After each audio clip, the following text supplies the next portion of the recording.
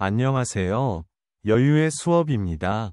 오늘은 금융 이야기 중에서도 조금 색다른 주제를 다뤄보겠습니다.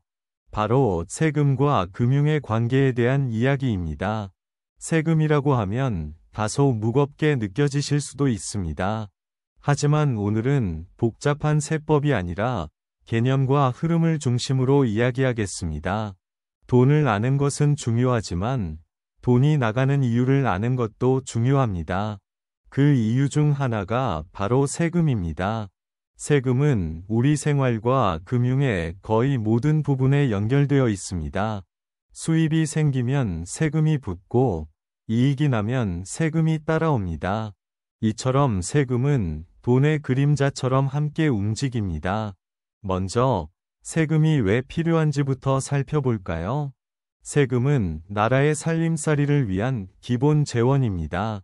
도로, 병원, 복지, 교육 같은 공공서비스는 모두 세금으로 운영됩니다. 즉, 우리가 낸 세금은 결국 우리 삶의 질로 돌아옵니다. 세금은 단순히 부담이 아니라 사회의 공동 운영비인 셈입니다. 이제 금융과 세금의 관계로 넘어가 봅시다. 우리가 금융상품을 통해 얻는 수익에도 세금이 붙습니다. 예금의 이자, 주식의 배당, 부동산의 양도차익 등이 그렇습니다. 이런 세금들을 금융소득세라고 부릅니다. 즉, 돈이 일해서 벌어주는 수익에도 일정 부분 세금을 내는 구조입니다. 여기서 중요한 점은 세금이 곧 손해가 아니라는 겁니다.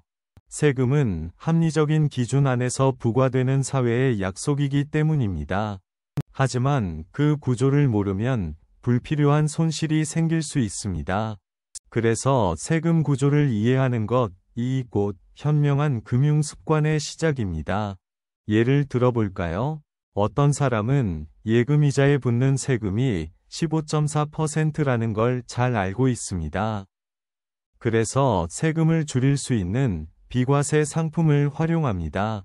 비과세란 세금을 내지 않아도 된다는 뜻입니다. 이 작은 차이가 장기적으로는 꽤 큰 차이를 만듭니다. 또 다른 예를 들어보겠습니다. 주식 투자에서 배당금을 받을 때에도 세금이 부과됩니다. 하지만 그 구조를 알고 있으면 손익계산을 더 정확히 할 수 있습니다. 이처럼 세금을 이해하면 단순한 부담이 아닌 관리의 대상이 됩니다. 그렇다면 금융세금의 종류는 어떤 것들이 있을까요? 대표적으로는 이자소득세, 배당소득세, 양도소득세, 종합소득세가 있습니다. 이름이 조금 어렵지만 개념은 간단합니다. 이자소득세는 예금, 적금, 채권 등에서 이익이 날 때 부과됩니다. 배당소득세는 주식에서 배당을 받을 때 내는 세금입니다. 양도소득세는 자산을 팔아서 생긴 차익에 대한 세금입니다. 그리고 종합소득세는 여러 소득을 합쳐 계산하는 세금입니다. 즉, 돈이 생기는 원천에 따라 세금이 달라진다고 볼 수 있습니다. 이제 실생활 속 예시로 조금 더 이해를 돕겠습니다. 예를 들어, 은행에 돈을 맡기면 이자가 생깁니다. 이자 중 일부는 자동으로 세금으로 빠져나갑니다.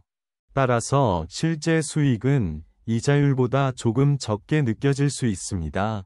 또한 주식을 오래 보유한 사람에게도 배당이 들어옵니다. 그 배당금에서도 일부 세금이 원천 징수됩니다.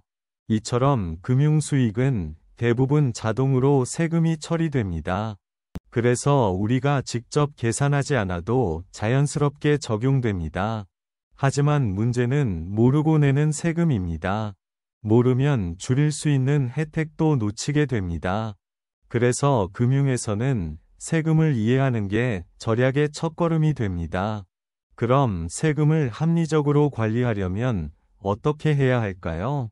첫째, 내 돈이 어디서 어떻게 생기는지부터 알아야 합니다. 어떤 금융상품에서 어떤 소득이 발생하는지를 구분하는 게 중요합니다. 둘째, 세금이 자동으로 빠지는 구조를 이해해야 합니다. 이해하면 나중에 세금 신고나 재투자 계획이 훨씬 쉬워집니다. 셋째, 세제 혜택 상품을 적극적으로 활용하는 것입니다. 대표적으로는 ISA, 연금저축, 개인형 퇴직연금 등이 있습니다. 이런 상품은 세금을 줄이는 데 도움을 줍니다. 넷째, 단기 수익보다 장기 전략을 세우는 것이 중요합니다. 단기적으로 이익이 커 보여도 세금 부담이 커질 수 있기 때문입니다. 예를 들어 단기 차익보다 장기 보유 시 세율이 낮은 경우가 많습니다. 즉, 오래 가져가는 습관, 이 세금 면에서도 유리합니다. 다섯째, 필요하다면 전문가의 도움을 받는 것도 좋습니다. 세금은 복잡할 수 있지만 설명을 듣고 나면 훨씬 명확해집니다.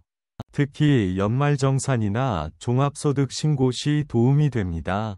여기서 중요한 것은 내가 낼 세금을 스스로 알고 낸다는 태도입니다. 알고 내면 세금이 덜 억울해집니다.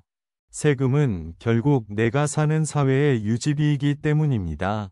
다만 불필요한 세금을 줄이는 것은 지혜로운 일입니다. 이를 절세라고 부릅니다. 절세는 탈세와는 다릅니다. 탈세는 법을 어기는 것이고 절세는 법의 테두리 안에서 현명하게 줄이는 것입니다.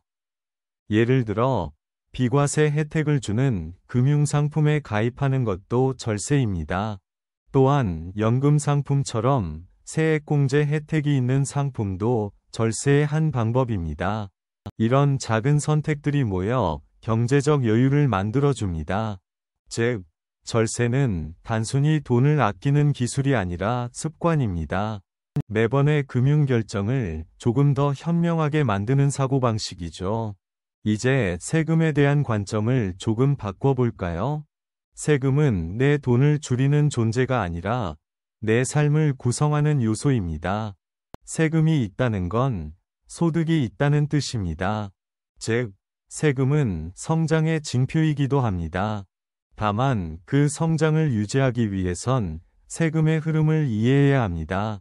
돈의 흐름을 이해하는 사람은 세금의 흐름도 이해합니다. 세금은 돈의 뒷면이자 금융의 질서이기 때문입니다. 이런 시각을 가지면 세금은 두려운 존재가 아니라 관리 가능한 부분이 됩니다. 이제 오늘의 핵심을 정리해 봅시다. 첫째, 세금은 사회의 운영비이자 개인의 금융 일부입니다. 둘째, 세금을 이해하는 것은 곧 금융을 이해하는 것입니다. 셋째, 절세는 탈세가 아닌 합법적인 관리의 지혜입니다. 넷째, 세제 혜택 상품을 활용해 미래를 준비할 수 있습니다. 다섯째, 세금은 부담이 아니라 관계입니다. 우리가 낸 세금이 다시 우리 삶의 기반이 되기 때문입니다. 결국 돈을 아는 사람은 세금을 알고 세금을 아는 사람은 여유를 압니다. 돈의 흐름은 단순히 숫자가 아니라 관계의 이야기입니다. 세금 또한 그 관계 속에 존재합니다. 오늘 이야기한 세금의 개념이 여러분의 금융 시야를 조금 더 넓혀주길 바랍니다. 조금씩, 그러나 꾸준히 알아가면 충분합니다. 복잡하게 느껴지는 세금도 이해의 눈으로 보면 단순해집니다. 알면 편해지고, 알면 여유가 생깁니다. 세금도 결국 돈과 마음의 균형에서 시작됩니다. 오늘 하루는 내 돈의 흐름 속에 세금이 어떻게 움직이는지 한번 살펴보세요. 이해하는 순간 부담이 아닌 통찰이 됩니다. 여유는 지식이 아니라 시선에서 옵니다. 돈을 대하는 시선이 바뀌면 삶의 무게도 달라집니다. 세금을 아는 것은 돈의 온도를 아는 일입니다. 온기를 느끼듯 부담 없이 바라보시길 바랍니다. 이상 여유의 수업이었습니다. 함께 해주셔서 감사합니다. 오늘도 당신의 여유를 응원합니다.